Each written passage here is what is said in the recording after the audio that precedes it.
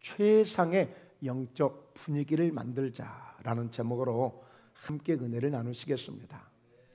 저는 개인적으로 소원이 있어요. 소망이 있어요.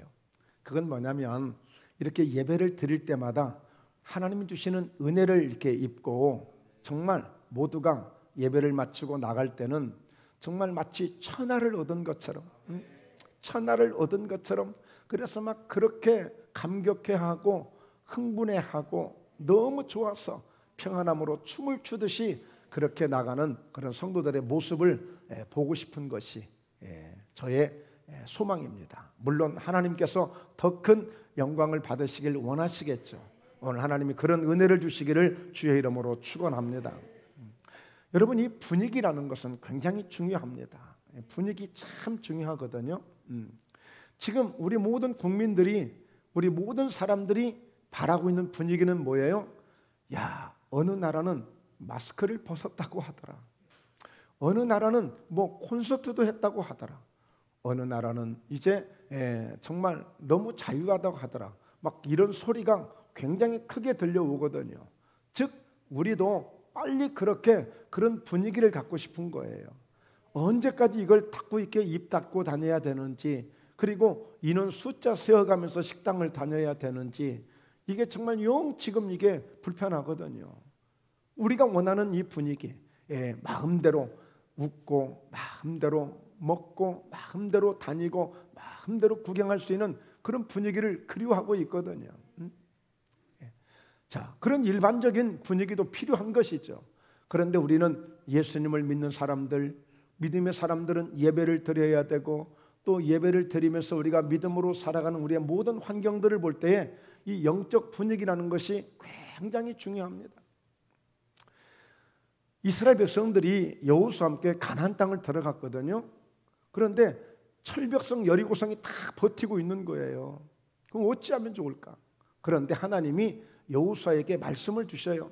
너 여러 가지 신경 쓰지 말고 아무 말도 하지 말고 하루에 한 바퀴씩만, 그리고 일주일 동안 7바퀴를 돌고 마지막 날은 말하자면 7바퀴를 돌아라. 마지막 날은. 그래서 총 13바퀴를 돌게 돼요. 그리고 마지막에 함성 한번 질러. 그러면 그냥 성이 무너질 테니까. 정말 그렇게 된 거예요. 그러니까 그게 분위기가 쫙 하나로 된 거예요. 말은 없었지만, 말은 없었어요.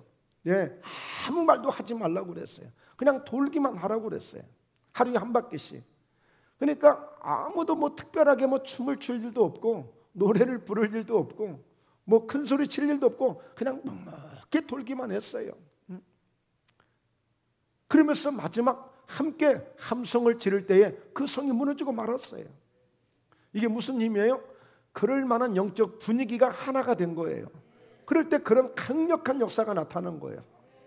그리고 또 진격을 합니다. 근데 보니까 저 위에 아이성이라는 성이 있어요. 근데 보니까 여리고성에 비교하니까 요만해. 별거 아니야.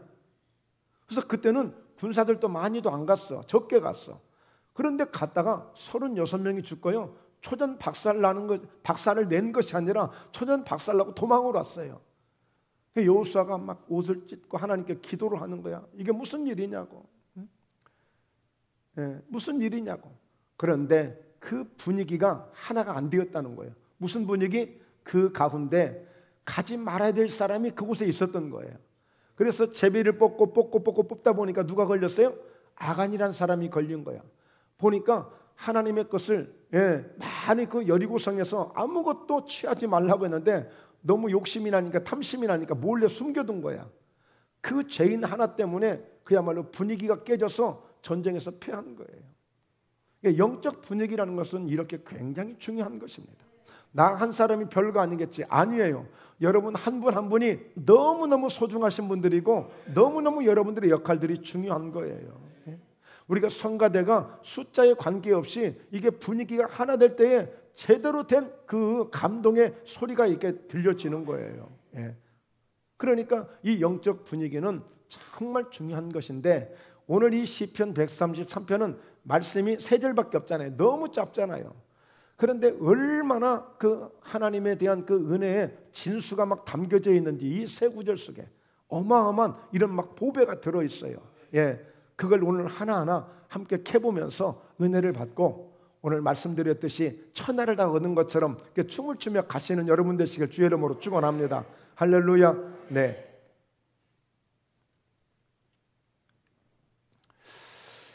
네. 오늘 이 시편 133편을 보면 결국에 이 1절에 그 하나님이 요구하시는 바, 하나님이 원하시는 바가 이 1절에 담겨져 있는 거예요. 1절에 자, 말씀을 한번 읽어볼까요? 보라, 형제가 연합하여 동거함이 어찌 그리 선하고 아름다운고. 이게 하나님이 보실 때에 아름다운 일들이 많이 있겠죠. 많이 있겠죠. 오늘도 저희 목포예담교에서 드리는 예배를 통하여 하나님이 기뻐하실 수 있고 아름답게 보실 수도 있어요. 아름답게 보신다고 믿습니다. 그러니까 하나님이 보시는 기준이에요. 하나님 보시는 기준. 그런데 보라 그랬어요. 보라. 이 성경에는 캡션도 없어요. 그 다음에 느낌표도 없어요. 따옴표도 없어요. 성경은 그런 어떤 그 표현이 안 되어 있습니다. 그런데 여기서 보라라고 말씀하신 것은 마치 예수님이 내가 진실로 너에게 이르노니 아주 중요한 말씀을 하실 때 나오는 표현이에요. 그러니까 하나님이 보라는 거예요. 보라, 보라. 형제가 연합하여 동거함이 어찌 그리 선하고 아름다운 거. 하나님이 굉장히 중요하게 여기는 부분이라는 거예요. 굉장히 중요하게 여긴다. 왜 이렇게 이게 중요하냐? 결론적으로 말씀을 드리면 3절에서 거기서 여호와께서 복을 명령하셨나니 그래요. 그러니까 하나님이 지금 뭘 원하셨던 거예요? 형제가 연합해서 동거함이 어찌 그리 선하고 아름다운 거라고 하시면서 결국에 오늘 이렇게 마치 대제사장이 기름 부으심을 받는 것 같이 헐몬의 이슬이 시온의 산들에 내림같이 이걸 같이 보여주시거든요. 그런데 결론은 뭐냐? 거기서 복을 명하시겠다는 거예요. 거기서 복을 명하시겠다. 오늘 하나님께서 저와 여러분들이 정말 우리 모두가 함께 하나 되어진 마치 여리고성을 정복할 때에 그 하나된 영적 분위기로 오늘 우리가 예배를 잘 드리게 되면 오늘 거기서 복을 명령하시는 하나님의 복이 명령이 떨어지는 하나님의 복이 나타나시는 그런 은혜가 있을 거예요. 그런 은혜가. 그래서 형제가 연합하는 것이 가장 키포인트예요. 핵심이에요. 연합하는 것. 여러분 보통 이 사회에 많은 그런 기관들이 있고 단체들이 있어요. 그 단체들 중에 연합이라는 이름이 들어간 단체가 제일 많을 거예요. 무슨 연합체. 하여튼 이 연합이라고 들어가는 말이 굉장히 많아요. 근데 이 연합이 이게 쉬운 일이 아닙니다. 사실 연합은 우리가 똑같은 마음을 가지고 똑같은 성향을 가지고 똑같은 의도를 가지고 함께 모인 게 연합이 아니에요. 각자 다 다른 취향으로 각자 다 다른 분야에서 그게 서로 연결해서 함께 연합되는 게 연합체예요. 근데 그 연합체를 하나로 만드는 게 이게 굉장히 쉬운 일이 아니에요. 어려운 일이라니까 이게. 자, 그런데 형제가 연합하여 동거함이라고 그랬는데 여러분 연합으로 끝나면 안 되고요. 동거까지 가는 거예요. 동거까지. 동거는 어느 상태예요? 아직 결혼식은 안 했어요. 근데 살고 있어요. 이걸 동거라고 해요. 이걸 동거라고. 그러니까 우리가 지금 예수님을 만나서 마지막 예수님하고 결혼해야 되거든요. 혼인해야 되거든요. 그 가기 전까지에 함께 사는 거예요. 한 집에서 함께 살고 있는 게 동거예요. 그러니까 서로 형제라 하면 그 단계까지 가는 거예요. 동거까지 가는 거예요. 이게 진정한 연합이란 하나님이 원하시는 연합이라는 거예요. 하나님이 원하시는 연합. 자, 그렇다면 형제가 누구예요? 형제가 누구죠? 여러분, 형제의 정의를 어떻게 이야기하십니까? 형제의 정의를 여러분들은 어떻게 보고 계세요? 저는 제가 볼 때에 저도 형제가 제가 자랄 때는 사형제였어요. 사형제. 저희 형제가 사형제. 그런데 나중에 제가 알고 보니까 좀 미리 이렇게 옛날에는 정말 어려웠던 그런 시절들이었기 때문에 그래서 미리 떠나신 분들도 있더라고요. 보니까 지금 현재 제 형님이 살아계시는데 89세예요. 89세. 그러니까 89세와 저 사이에 사실 형제들이 좀 더 있었죠. 그런데 그 형제가 있지만 그 형제는 왜 형제가 된 거예요? 아버지를 통해서, 부모님을 통해서 우리가 같이 함께 태어났기 때문에 형제라 하는 거예요. 근데 그 공통점이 뭐예요? 같은 피가 흐르고 있는 거예요. 같은 피가. 형제의 정의는, 형제의 논리는 저는 같은 피가 있다고 보는 거예요. 그래서 우리는 두 가지로 보게 됩니다. 육체적인 형제는 뭐 말할 것도 없죠. 말할 것도 없죠. 자, 그런데 보세요. 아브라함의 아들이 둘입니다. 이삭이 있습니다. 그리고 이스마엘이 있습니다. 연합이 되던가요? 연합 안 되잖아요. 연합이 안 됩니다. 그러니까 하나님은요, 이 연합이 얼마나 소중했는지 몰라요. 그렇게 믿음의 조상으로 세운 아브라함을 통해서 하나님이 그렇게 말씀을 주시건만 그 하나님의 말씀을 불순종해서 이스마엘을 낳은 거예요.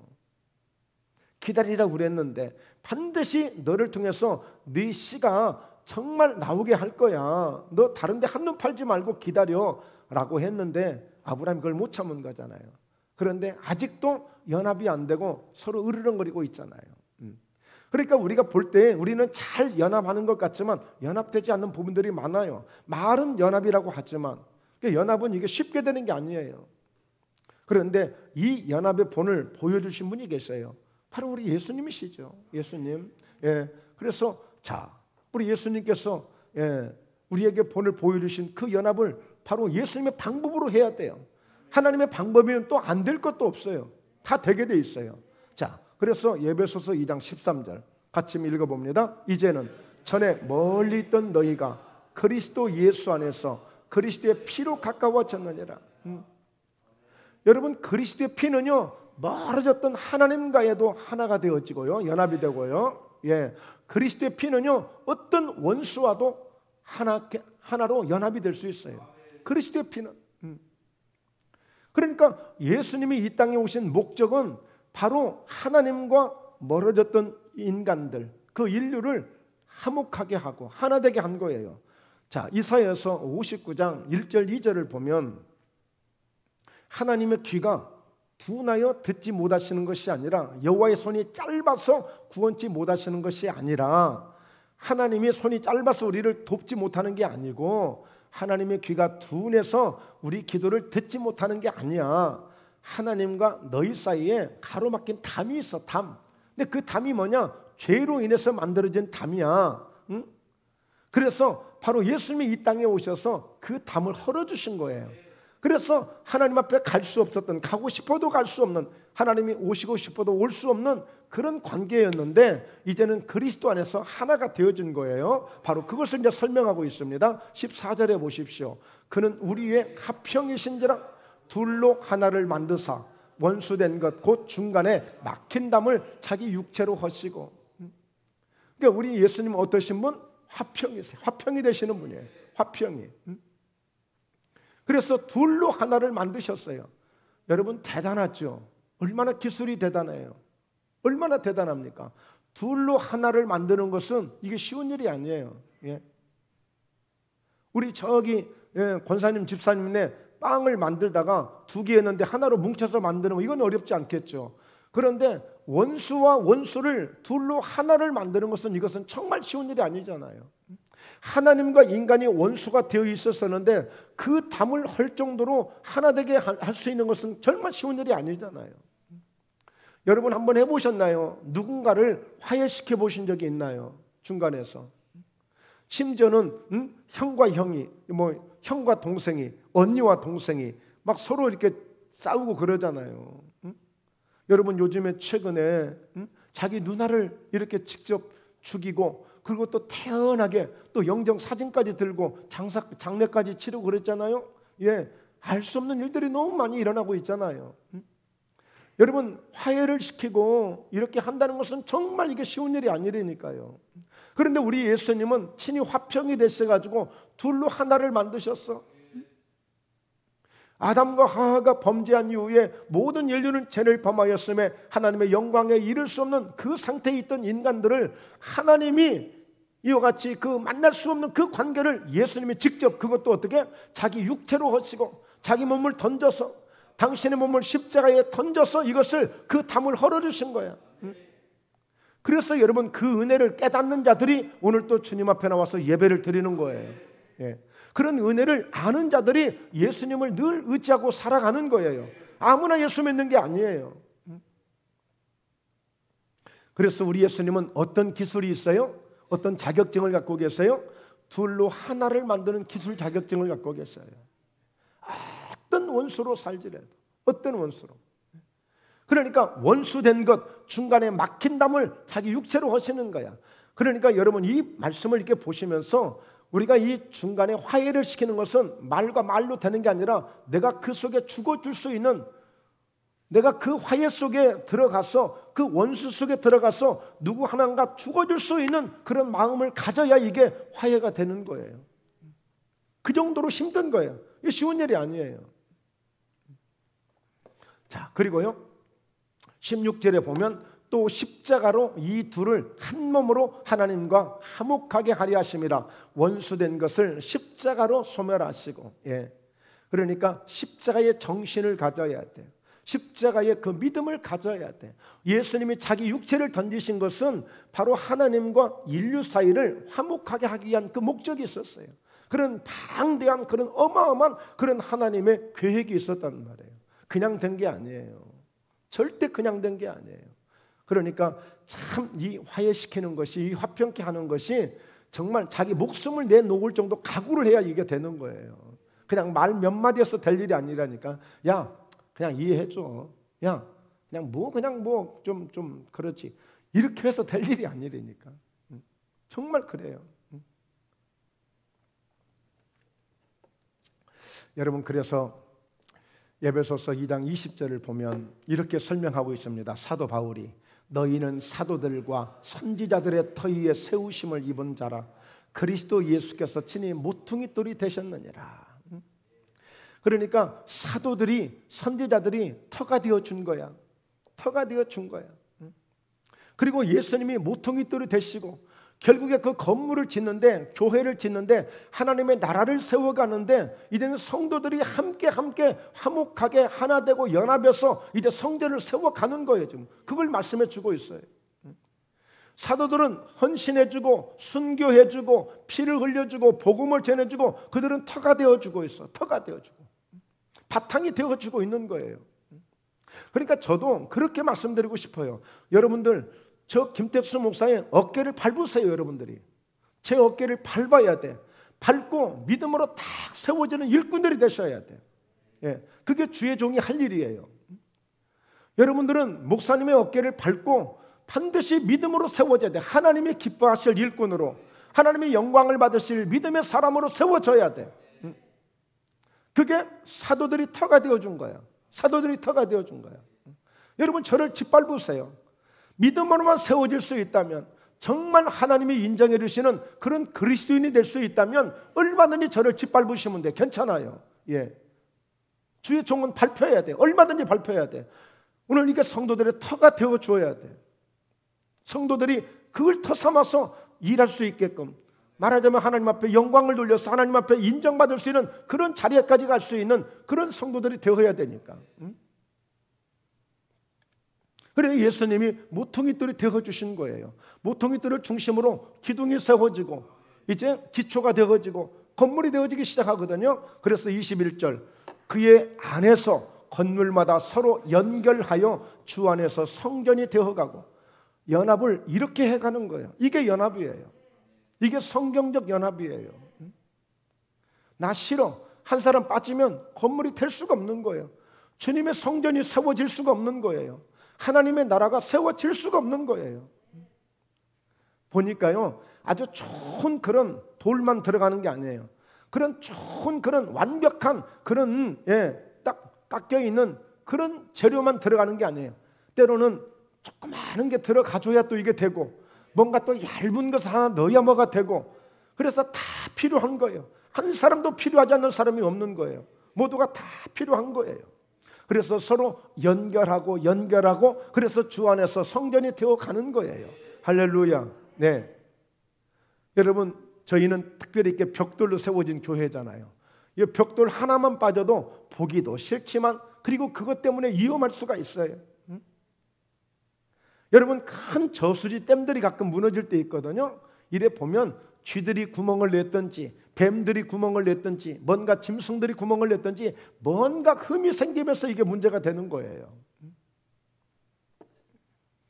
자, 21절입니다. 같이 읽습니다. 너희도 성령 안에서 하나님이 거하실 처소가 되기 위하여 그리스도 예수 안에서 함께 지어져 가느니라. 함께 지어져 가느니라.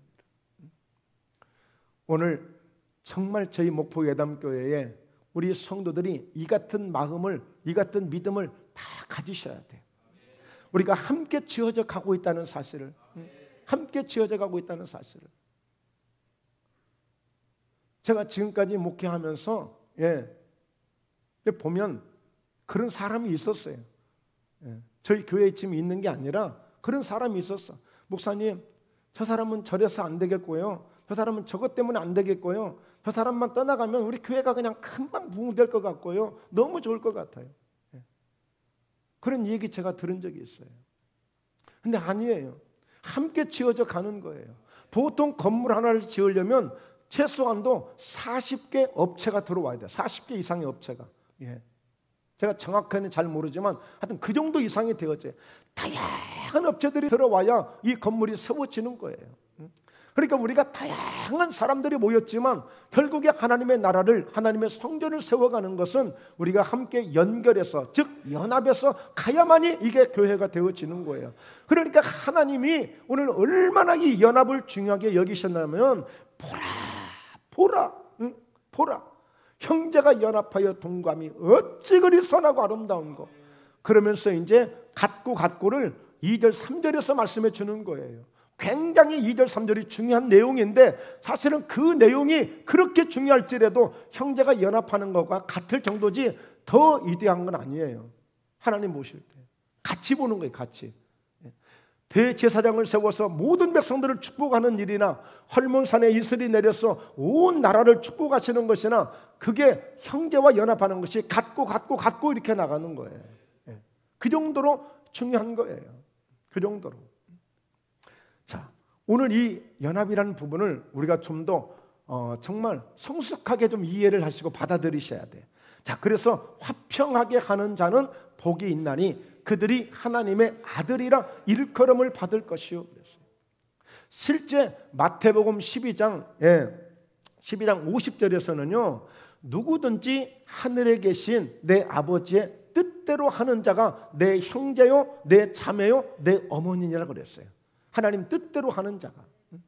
그러면 하나님의 뜻을 지켜야죠. 그래도 내 마음에 안 들어서 안 돼요. 그래도 자존심이 있죠. 그래도 아이고 저 인간은 안 된다니까. 그러면 안 돼요. 정말 우리가 믿음을 한번 하나님 앞에 보일 때가 온 거예요. 정말 우리가 한번 실천함으로 내가 한번 진짜 하나님 앞에 순종하는 모습을 보여야 되고 하나님 앞에 결단하는 모습을 지금 보일 수 있는 아주 절호의 찬스가, 절호의 기회가 지금 오늘 주어진 거예요. 지금 혹시라도 우리가 해야 될 일이 있다면 과감하게 나를 오늘 던져서 예수님이 십자가에 던져서 자기 육체로 그 인류에게는 어마어마한 그 인류, 어느 누구도 해결할 수 없는 문제를 예수님이 자기 육체를 던져서 해결하듯이 내가 내 육체를 던져서 정말 이 문제를 목포예담교회에서 해결할 수 있다면, 내가 살아가는 내 모임 속에서, 내 연합 속에서 내가 해결할 수 있다면 내 육체 하나 던져야죠. 내 육체 하나 던져야죠. 해결할 수 있다면 아니라 그렇게 한다면 됩니다. 다 어떤 상황에서도 돼요. 안 될 수가 없는 거죠. 자, 그래서요, 오늘 우리는 이 연합이라는 부분을 굉장히 중요하게 생각하는 거예요. 사실은 시편 23편 1절에 보면 다윗이 그러잖아요. 여호와는 나의 목자시니 내가 부족함이 없으리로다. 제가 좀 3층도 좀 쳐다보면서 해야 되는데 제가 너무 여기 올라오면 긴장이 돼요. 그래서 고개를 못 들어요. 우리 권사님들, 우리 조 권사님 지난주에 인사 좀 하려고 했는데 못했습니다. 너무 감사합니다. 자, 여호와는 나의 목자시니 내가 부족함이 없으리로다. 이 얘기는 뭐예요? 나는 하나님과 함께 연합해서 살겠다는 거예요. 내가 함께 연합해서. 여러분, 예수님께서 나는 포도나무야, 너희는 가지야. 그러니까 내가 저 안에, 저가 내 안에 있으면 많은 열매를 맺어서 결국에 내 제자가 되고 하나님의 기뻐하시는 그런 자녀가 될 것이라고 그랬어요. 그러니까 뭐냐면 오늘 내가 포도나무고 너희는 가지라고 하는 것은 나하고 함께 연합하자는 거예요. 그러면 정말 열매를 많이 맺고 아버지의 영광을 받으시고 하나님의 영광을 나타낼 수도 있고 그렇게 된다는 거예요. 여러분, 예수님께서 가장 첫 번째 표적을, 기적을 어디서 나타내셨죠? 결혼식장에서 나타내셨죠. 결혼식장에서. 그건 뭐예요? 전혀 다른 남남이 함께 연합하는 거예요. 만나는 거예요. 그 결혼식은 두 사람이 분명히 만나서 두 사람이 결혼식을 하는데 결혼식 끝나고 보니까 한 사람밖에 안 보여요. 결혼식 끝나고 보니까 한 사람밖에 안 보여요. 그게 결혼식이에요. 분명히 다른 지역에서, 다른 환경에서, 다른 문화에서 살던 둘이 만나서 결혼식을 딱 끝나고 나면 부부는 한 몸이 되는 거예요. 그래서 부부는 일심동체가 되는 거예요. 이게 연합이에요. 이게 진정한 연합이에요. 여러분, 요한복음 14장에 보면 정말 이 말씀은 우리가 늘 알아야 되지만 늘 예수님은 그렇게 얘기해요. 자꾸 아버지를 보이라, 하나님을 보이라고 하니까 야, 그렇게 못 믿겠냐? 내가 하는 일들을 보면서도 못 믿겠냐? 아버지가 내 안에 계셔. 나 늘 아버지 안에 있어. 그래서 내가 행하는 모든 일들이 그 아버지를 인해서 이루어지는 거야. 그러므로 너희도 마찬가지야. 너희도 내 안에 한번 들어와봐. 내가 너희 안에 들어가 있으니까. 그래서 너희들도 원하는 대로 모든 것이 이루어질 거야. 내가 한 일을 너희도 할 수 있고 내가 한 일보다 더 큰 것도 할 수 있어. 그래서 너희는 내 이름으로 내게 구하면 내가 다 시행한다니까. 이게 주님의 말씀이에요. 그 말씀이 언제 이루어졌어요? 사도행전에서 이루어지잖아요. 막 베드로 같은 경우에 얼마나 많은 역사가 막 일어나고 나타납니까?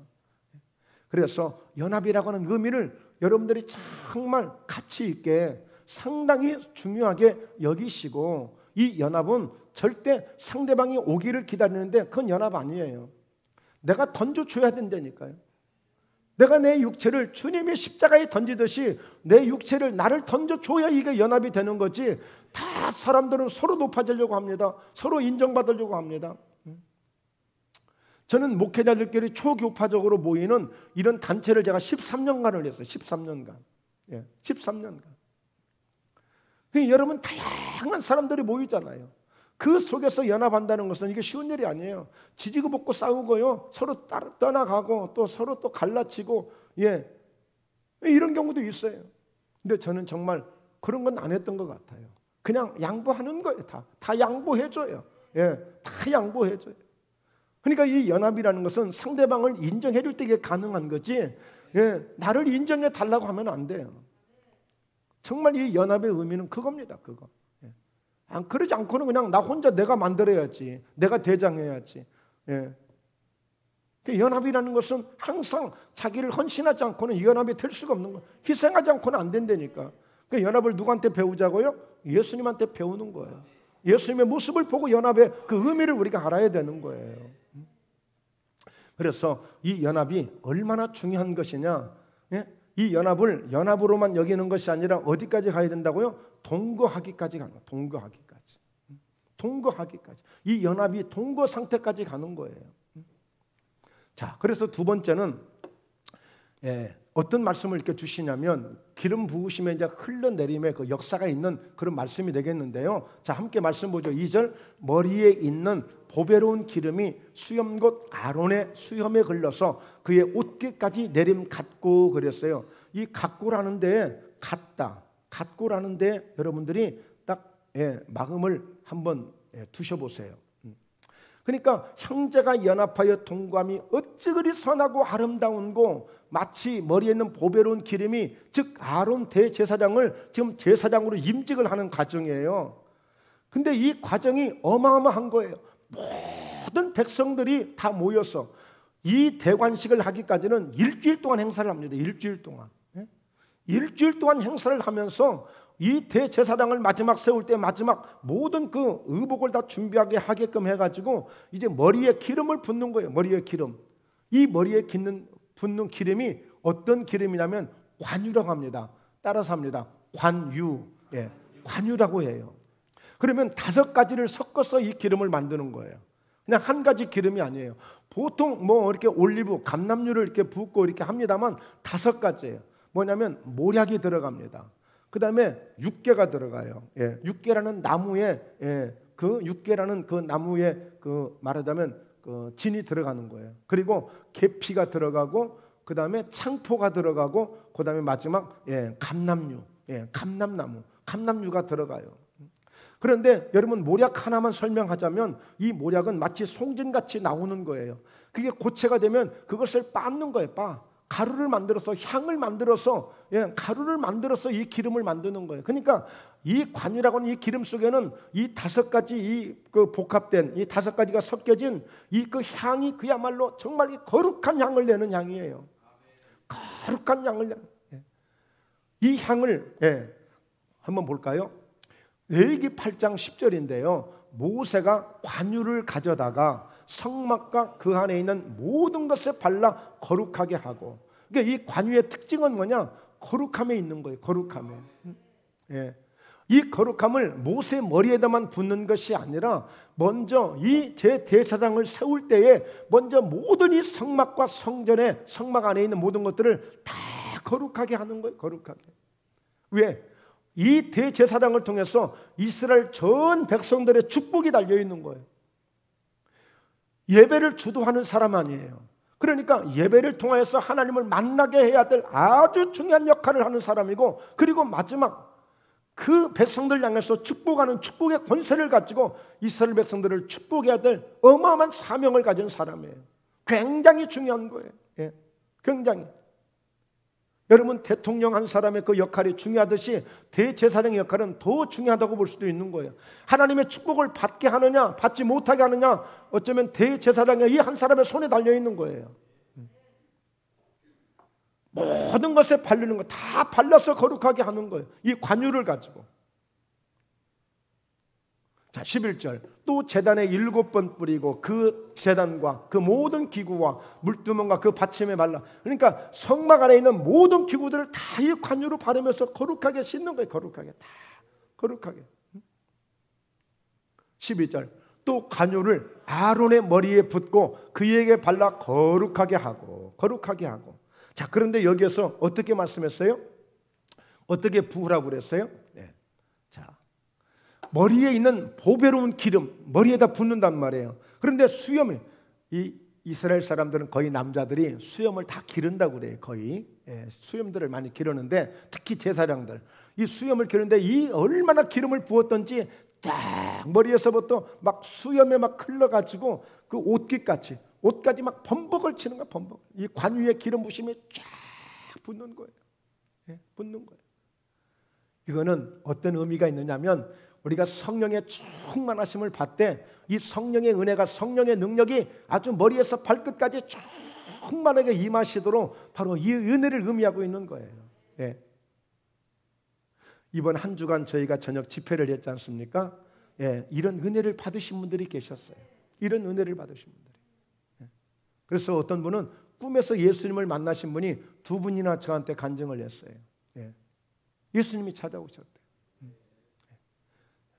그러니까 여러분, 이 성령의 충만한 은혜 속에 하나님의 축복이 있는 거예요. 이게 정말 어마어마한 영적인 축복이에요. 하나님이 이렇게까지 하시는 이 일을 형제가 연합하여 동거함이 어찌 선악아름다고 같이 보신다는 거예요. 같이 보신다는 거. 이걸 같이 보는 거예요. 이렇게 어마어마한 것을. 그러니까 오늘 우리가 예배는 막 충만하게 막 엄청나게 은혜를 받고 막 말씀은 많이 알고 외우고 막 달달 외우고 하는데, 사실은 형제 연합하지 못하면 이게 아니에요. 이게 반토막이야, 반토막. 이래서 안 되는 거야. 그러면 안 된다는 거야. 다 그게 하나가 되는 거예요. 같고예요. 예. 놓치면 안 돼요, 이거를. 응? 그래서 여러분, 정말 우리 보면은, 그래서 이 다윗을 왕을 세울 때도 그렇지 않습니까? 응? 이렇게 관유를 아론의 머리에 붓고 또 그에게 발라 거룩하게 했지 않습니까? 예. 그런데 제가 말씀을 또 실수를 제가 했네요. 보니까 사무엘상 16장 13절은 사무엘이 기름 뿔병을 취해가지고 다윗에게 기름을 부었더니 그날 이후로 하나님의 영에 크게 감동되니라 그랬는데, 아까 그걸 다시 또 갖다 붙였네요. 이렇게. 이렇게 정성을 들여서 조심스럽게 하는데도 불구하고 또 제가 실수를 했어요. 그러니까 여러분 다시 한번 아시는 말씀이니까 사무엘상 16장 13절은 사무엘이 기름 뿔병에 기름을 취해가지고 근데 그때 어떤 의미로 했어요? 장차 왕을 세울 사람으로. 그러니까 이 관유를 가지고 이 기름을 붓는 사람은 누구냐? 왕을 세울 때 하고 대제사장을 세울 때 하고 선지자를 세울 때 딱 이 세 부분만 기름을 붓는 거예요. 일반인들은 아니에요.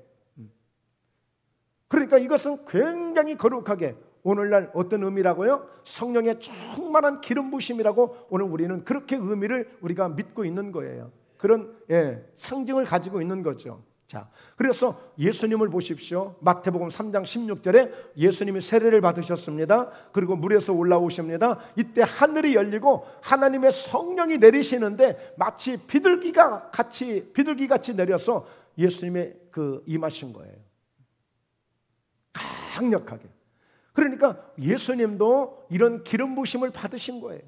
성령이 하나님의 성령이 마치 비둘기들이 가끔 저는 어떤 현수막들을 보면 비둘기 한 마리가 있거든요. 근데 저는 비둘기 같이 내려 그랬으니까 오늘 저는 많은 비둘기들이 가끔 공원이나 아니면 갈매기들이 그 선상에 이렇게 올 때에 막 푸드덕거리면서 뭔가 먹이를 찾아서 오잖아요. 그러듯이 저는 하나님의 성령이 저는 그렇게 임했다고 저는 생각을 해요. 그냥 생각을 하는 거예요. 어쨌든 막 그러니까 얼마나 강력한 성령이 예수님에게 임하셨는가. 그 기름 부으심이 예수님에게도 그뿐이 아닙니다. 사도행전 10장 38절에 하나님이 나사렛 예수에게 성령과 능력을 기름 붓듯 하셨음에 그랬어요. 기름 붓듯 하셨으면. 그러니까 기름을 붓는다는 이 의미는 하나님이 제사장, 왕, 선지자를 세울 때 붓는 의식인데 오늘 이 신약에 와서는 하나님의 성령이 임재하시는 것을 기름 부으심이라고 의미하는 거예요. 왜 그럴까요? 주는 그리스도시요 살아계신 하나님의 아들이십니다 그랬잖아요. 주가 누구시라고요? 그리스도라고 하는 이 의미는 기름 부음을 받은 자예요. 기름 부음을 받은 자. 그러니까 예수님은 그리스도, 기름 부음을 받은 자, 왕으로서, 대제사장으로서, 선지자로서 예수님은 대제사장이 되셔서 친히 십자가의 제물이 되어 주심으로 우리 모든 인류의 죄를 감당해 주신 거 아니겠어요? 그리고 선지자로서 오늘 하나님의 천국 복음을 가지고 오셔서 하늘나라의 복음을 들고 오셔서 그 말씀을 전하심으로 선지자적 사명을 감당하신 거죠. 그러니까 우리 예수님은 그리스도가 되시는 거예요. 그리스도. 그러니까 여러분 우리가 이렇게 성령의 충만함을 받는 것은 최고의 축복이고 최고의 은혜입니다. 그래서 저는 지금 성도들을 위해서 기도할 때 그렇게 기도해요. 하나님의 성령의 강력한 기름 부심이 왕권의 기름 부심으로 부으소서. 그러면 다윗에게 부으셨던 것처럼 그 왕권의 기름 부심의 역사, 권세적 기름을 부으소서, 축복과 형통의 기름을 부으소서라고 할 때 다윗에게 부으신 것처럼, 여호수아에게 부으신 것처럼, 오늘 요셉에게 임하신 것처럼, 그래서 하나님의 형통함의 축복을 받도록 그렇게 하는 거예요. 그래서 여러분 한 번이라도 여러분 부족한 목사이지만 목사님을 한 번이라도 보는 것은 손해는 아니야. 손해는 아니야. 왜?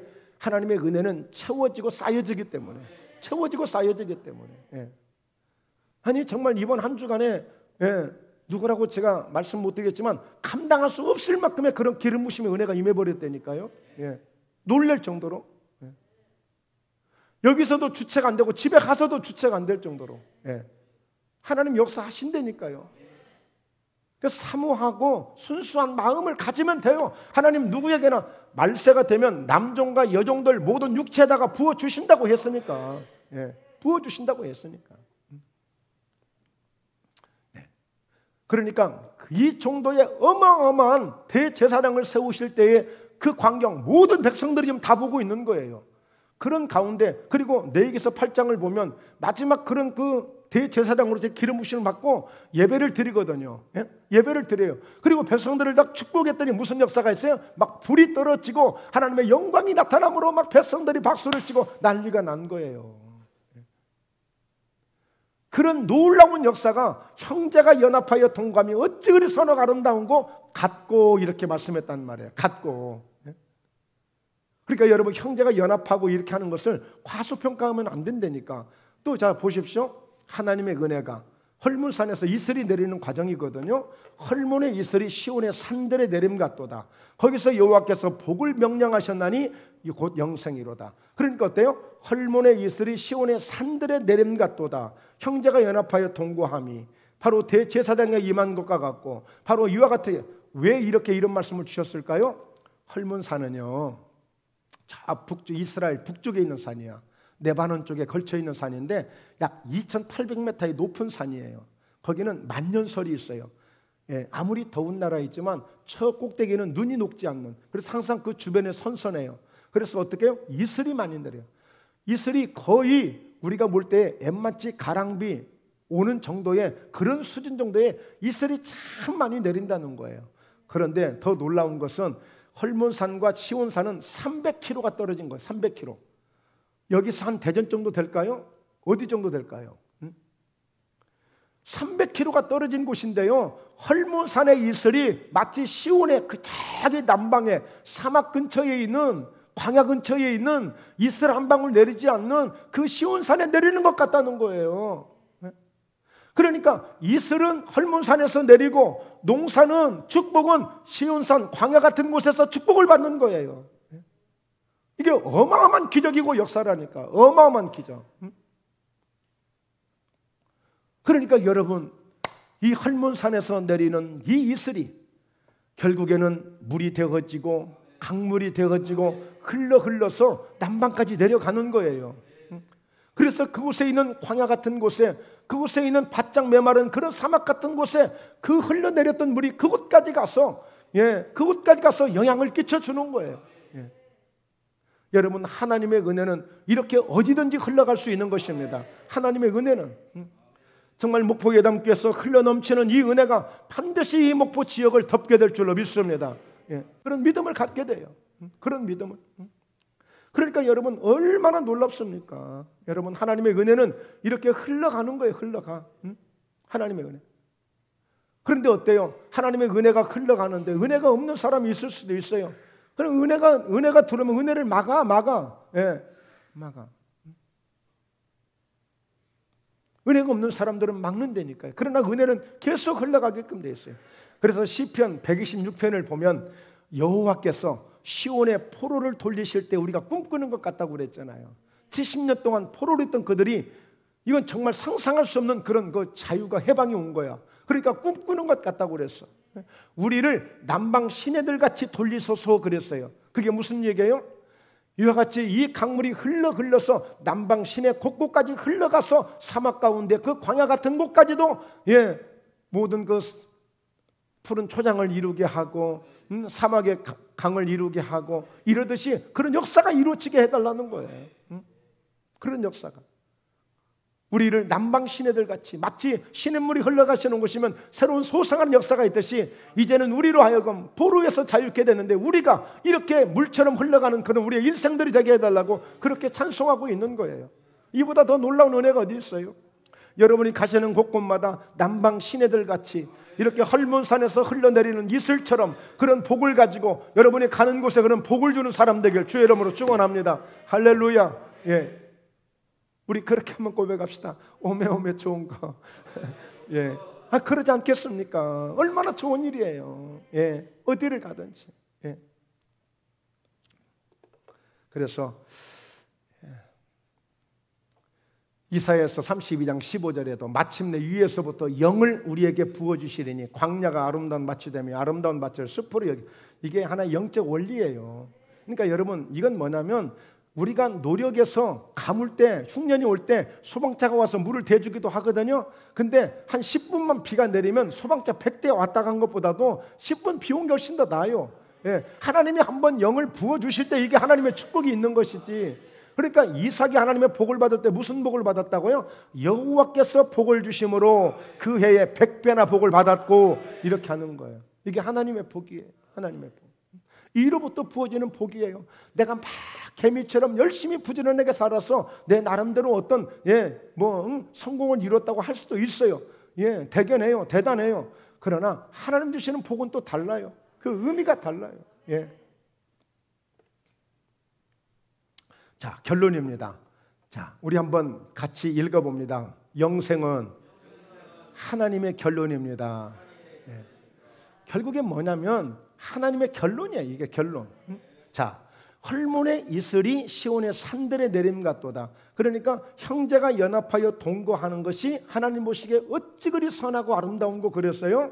예, 금강산보다 더 아름답습니다. 히말라야 산보다 더 아름답습니다. 어디 어느 곳 어디 아름답다 해도 이렇게 하나님 보실 때는 형제가 연합해서 동거하는 것보다 더 아름다운 게 없는 거예요. 그런데 어느 정도로 이렇게 대제사장을 세워서 모든 이스라엘 백성들을 이끌고 갈 그런 대제사장의 그 대관식을 하는 것과 같고, 또 헐몬산에서 시온 산들에 내린 같도다. 그 엄청난 어마어마한 그 축복의 역사를 정말 장관을 이루는 일이잖아요. 이 엄청난 이 일이 어떻게 엄청나게 이렇게 이루어지겠습니까? 이게 어느 한 사람, 어느 몇 사람, 어느 정치인의 누구 이 힘으로 되는 게 아니잖아요. 이 자연적으로 이루어지는 이 엄청난 축복을. 그런데 결론이 뭡니까? 거기서입니다. 거기서. 형제가 연합하여 동감이 있는 곳에, 대제사장이 대관식을 하는 그곳에 거기서 바로 이렇게 헐몬산의 이슬이 시온의 산들의 내림과 도다. 바로 거기서 뭘 주셔요? 복을 주셔요. 복을 명령하시는 거예요.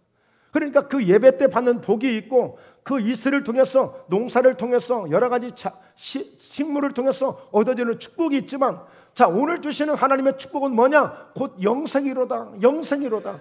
이것은 하나님 주신 결론이라고 저는 담대하게 딱 이름을 명한 거예요. 하나님의 결론이다. 이건 예수 그리스도의 결론이다. 왜 그럴까요? 자, 요한복음 3장 16절, 하나님이 세상을 이처럼 사랑하사 독생자를 주셨으니 이는 그를 믿는 자마다 멸망하지 않고 영생을 얻게 하려 하심이라. 멸망하지 않고 영생을 얻게 하려 하심이라. 그러면 영생을 얻지 못하면 멸망할 수도 있다는 거 아니에요. 멸망한다는 얘기 아니에요. 멸망할 수밖에 없고, 멸망했던 우리를 멸망하지 않게 하고 영생을 얻게 한다. 영원한 생명을 얻게 한다. 이건 하나님 주시는 거예요. 하나님이. 이건 저는 하나님의 전부라고 보고 있어요. 하나님의 전부, 예수님의 전부라고 보고 있어요. 이 영생을 주시려고 십자가를 지신 것이고, 이 영생을 주시려고 아담과 하와를 에덴 동산에 만들어 주신 것이고, 이 영생을 주시려고 하나님이 우리를 오늘 또 사랑하고 계시는 줄로 믿습니다. 이 영생을 주시려고요. 자, 이 영생이 얼마나 중요하냐? 창세기 3장 22절인데요. 여호와 하나님이 이르시되 보라, 이 사람이 선악을 아는 일에 우리 중 하나같이 되었으니 그가 그의 손을 들어 생명나무 열매도 따먹고 영생할 거 하노라 하시고. 이 못된 아담과 하와가 하나님처럼 돼버렸어요. 하나님의 자리에 올라가 버렸어요. 이제는 하나님처럼 되어가지고요, 선악을 아는 일에 이제 판단하고 다 이제 하는 거예요. 하나님이 돼버렸으니까. 하나님 자리에 올라갔으니까 선악간에 이제 판단하는 거예요. 이제 누구 어쩌고 저쩌고 판단하는 거예요. 하나님의 자리에서. 자, 그러니 우리 중 하나같이 되어버렸다는 거예요. 하나님 중에 그 하나님 같은 사람이 되어버렸다는 거예요. 그러니 어떻게 하면 좋냐? 그가 그의 손을 들어 생명나무의 열매도 따먹고 선악과도 따먹었는데 뭘 못 따먹겠어? 그러니까 생명과도 따먹어버리고 영생할까 하노라. 그러니까 하나님처럼 되어버린 그 아담이 하나님처럼 이렇게 영원히 살아버리면 그 사람으로 인해서 이 세상이 어떻게 돼버리겠어? 어떻게 돼버리겠냐고. 어느 지도자 하나가 계속 범죄를 하는데 그 범죄를 그냥 봐두고 놔두면 그 사람이 계속 뭘 어떻게 하겠어? 빨리 뭔가 중단시켜야지. 누가 고발을 하든지 해서. 그래야 되지 않겠어요? 그렇듯이 이 범죄한 아담이 영생해버리면 어떻게 되겠어? 그러니까 하나님이 어떻게 조치를 하셨느냐? 23절에 여호와 하나님이 에덴 동산에서 그를 내보내버렸어. 쫓아내버렸어. 그리고 그의 근원이 된 땅을 갈게 아니라 고생하게 만든 거예요. 자, 24절에 그리고 이같이 하나님이 그 사람을 쫓아내시고 에덴 동산 동쪽에 그룹들과 두루도는 불칼을 두어 생명나무의 길을 지키게 하시니라. 다시는 에덴에 들어오지 못하게끔 딱 막아버렸어요. 왜? 이게 맛을 나니까 언제 또 이게 호시탐탐 노려가지고 이 생명나무 따먹으러 와가지고 이것만 따먹으면 자기도 영원히 사니까. 오늘 여러분, 예수님이 십자가를 통해서 우리에게 주신 이 영생이라고 하는 것은 이게 어마어마한 축복이라니까. 어마어마한 축복이에요. 돈 현찰 100억하고 바꿀 수 없는 것이고요, 이 세상에 어떤 명예와도 바꿀 수 없는 것이고요, 정말 대단한 거예요. 자, 그래서 요한계시록 22장 1절 이제 다 됐어요. 또 그가 수정같이 맑은 생명수의 강을 내게 보이니 하나님과 및 어린 양의 보좌로부터 나와서 2절 길 가운데로 흐르더라. 강 좌우에 생명나무가 있어 12가지 열매를 맺되 달마다 그 열매를 맺고 그 나무 잎사귀들은 만국을 치료유약하게 있더라. 예? 그러니까 여러분, 이곳은요 누가 막는 사람이 없어. 마음껏 가서 먹을 수 있어. 마음껏 가서 마실 수 있어. 왜? 이제 우리는 예수를 믿고 그 믿음으로 말미암아 끝까지 승리해서 영원한 생명을 얻은 자들이고 영생의 생명을 얻은 자들이기 때문에 마침내 하나님이 준비하시고 예비하신 이곳에 가서 우리는 영원토록 누리며 살게 되는 거예요. 바로 오늘 형제가 연합해서 통과하는 것이 마침내 이 결론까지 얻어야 되는 거예요. 그러니까 우리는 여러분 사소한 것들에 얽매이지 말고 사소한 것들에 어마어마한 것들을 뺏기지 말고, 할렐루야, 예, 형제가 연합하는 이 믿음을 통해서 대제사장을 통해서 주시는 이 모든 복을 받게 될 것이고, 헐몬산에서 저 시온산에까지 이슬이 내림같이 그와 같은 엄청난 복을 주심으로 우리 살아가는 인생 속에 아무리 우리가 광야를 만나고 어려운 그런 환경을 만나도 하나님이 주시는 그런 축복을 받는 축복의 주인공이 될 것입니다. 이게 진짜 축복이에요. 기도합니다. 몸이 아프신 분, 아픈 부에 믿음의 손을 얹으시고 마음에 소원 있는 분은 가슴에 손을 얹습니다. 살아계신 하나님, 정말 이처럼 하나님의 축복이 있음을 다시 한번 깨닫게 하시니 너무너무 감사합니다. 이를 위해서 하나님, 사랑하는 성도들 어쩌든지 영육간에 건강해야 되겠습니다. 믿음의 손을 얹어 싸우니 예수님의 십자가의 보배로운 피로 머리에서 발끝까지 깨끗하게 씻어주시고 오늘 이렇게 합평케 하신 그 주님의 손길을 통하여서 저들의 연약한 질병 또한 깨끗하게 고쳐주시고 치료해 주시는 놀라운 능력을 나타내 주시옵소서. 나사렛 예수 그리스도의 이름으로 명하노니 우리 사랑하는 성도 가운데 육체 가운데 도적질하고 죽이고 멸망시키려는 모든 질병의 세력들이 예수 이름으로 명하노니 그 자리에서 떠나갈지어다.